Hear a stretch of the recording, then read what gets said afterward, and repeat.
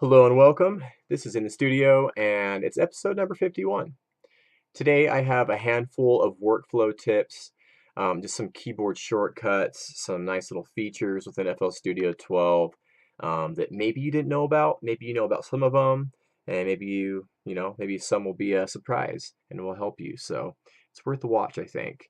So let's get right to it here. The first tip is faster or more effective auditioning of samples. So for instance, say I want to use this bass hit in my track. Let's open this in a new channel. Now I'm sure you know that you can just do this one, drag that into the sampler like so to change up the sample, but an easier and more effective way to do it is to just select or hit one of the samples that's in the folder that you want to search through, and then hold shift and use your arrow keys up and down to seamlessly search through the samples. And you could do this during playback now, and that can be extremely beneficial rather than having to drag it in, so you can hear it much faster in a more seamless way. And also, one thing to note, while you're doing this, and maybe you found, maybe you don't have a pattern laid down and you're just kind of searching through samples, what you can do is actually use the arrow key when you have a sample selected, the arrow over key, and then you can trigger samples like this. That way, if you found a sound that you like, you can kind of tap it in, see if it's going to fit with your track or not. So yeah, faster triggering in the browser and faster auditioning.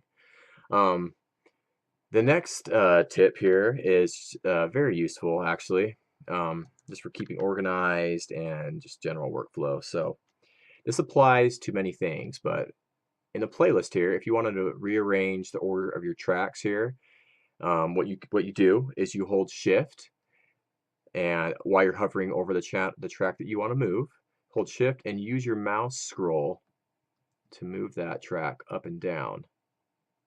Boop, boop, boop, boop, boop. This also applies in the channel rack here. So I want to move this bass hit up, for instance, maybe.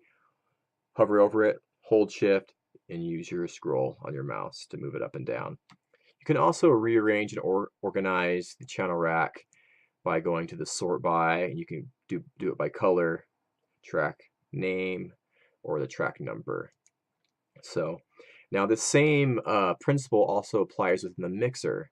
So say I want to move this hats group over, you just hover over it, hold shift, and then use your scroll on your mouse.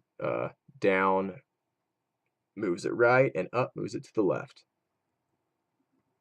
So, and that brings me to my next tip, which is VCA groups.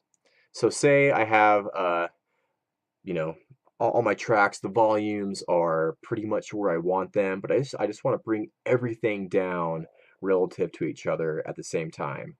So an easy way to do that is just go hold Control and Shift. So I have a track selected, hold Control and Shift, select it, and just drag over like that to have them all selected.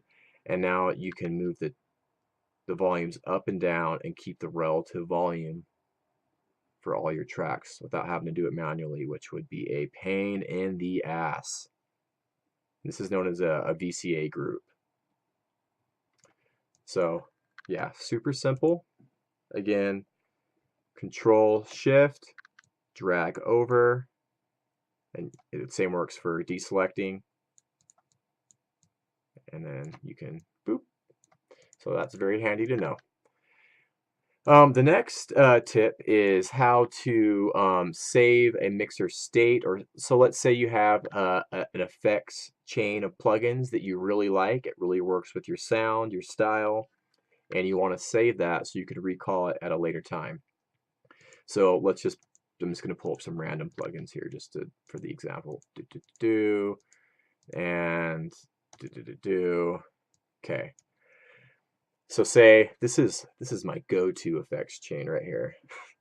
And so we're going to save this as you just right click on the track, and go to File, Save Mixer State As, and I'm going to just name it in the studio test test test. Let's save that.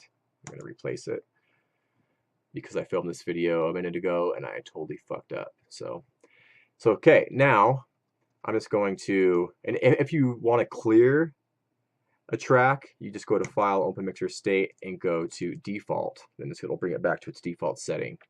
So you don't have to, you know, take each plugin off one by one. That would be a pain in the ass. So now I'm going to pull up that effects chain that we just saved. So just go File, Open Mixer State, and in the studio, test, test, test. There she is, pulled up just like that. And also, the same principle applies to moving the plugins around that I showed you in the playlist, the channel rack, and the mixer here. It also applies to the effects. So if I want to move the solid EQ up, just hover over it, hold Shift, use your scroll wheel on your mouse, and you can move it up and down.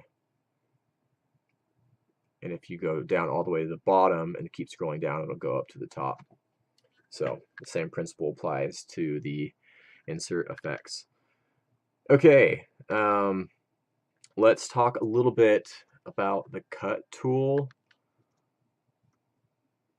So I'm just gonna pull this into the playlist here.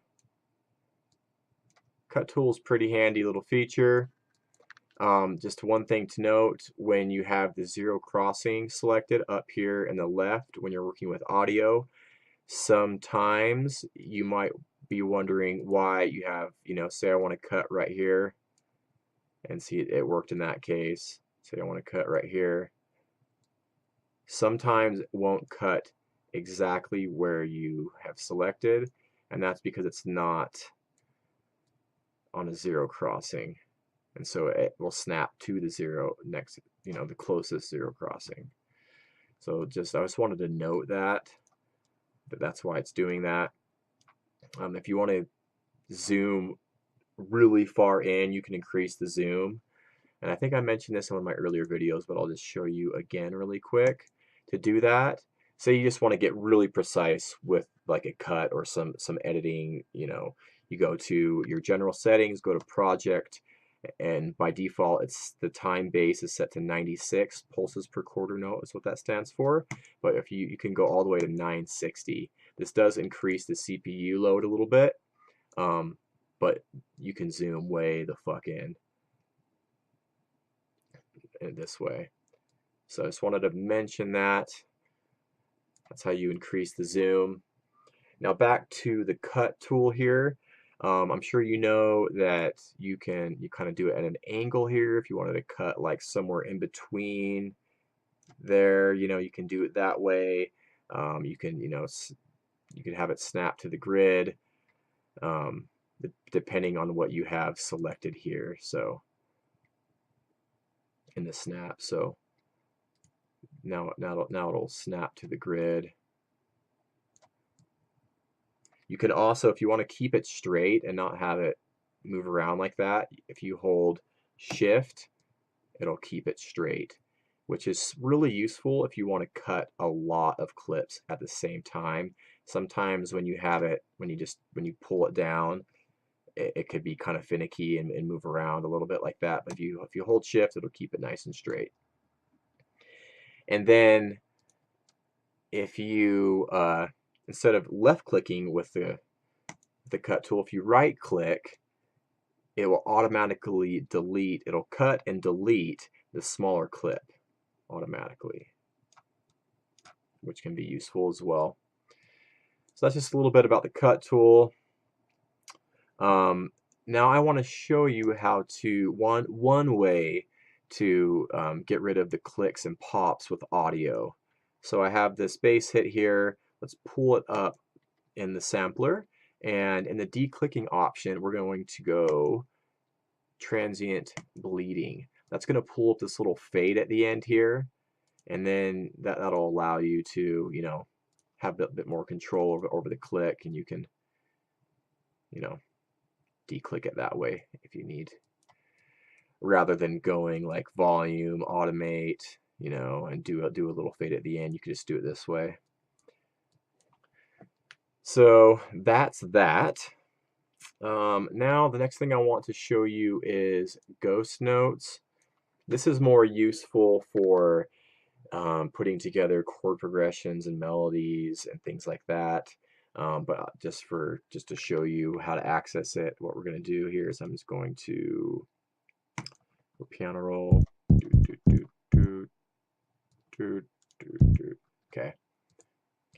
So now, let's say I want to add like a progression underneath that with this. Send this to the piano roll.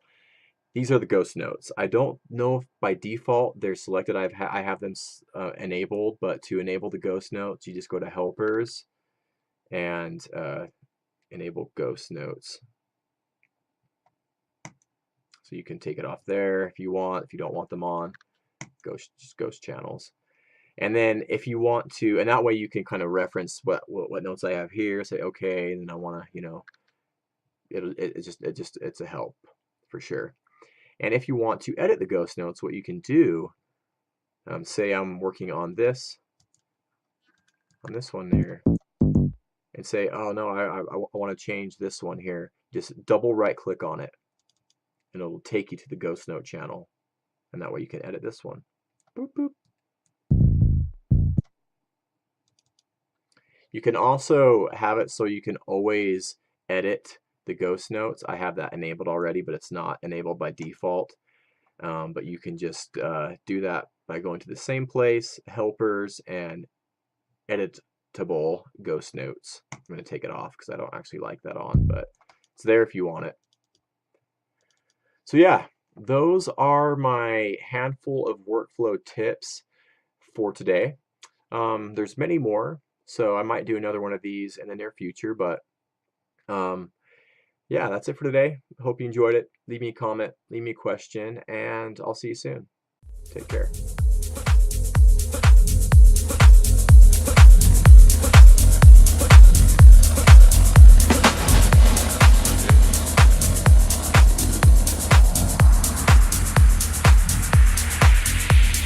Every time we wrote a song,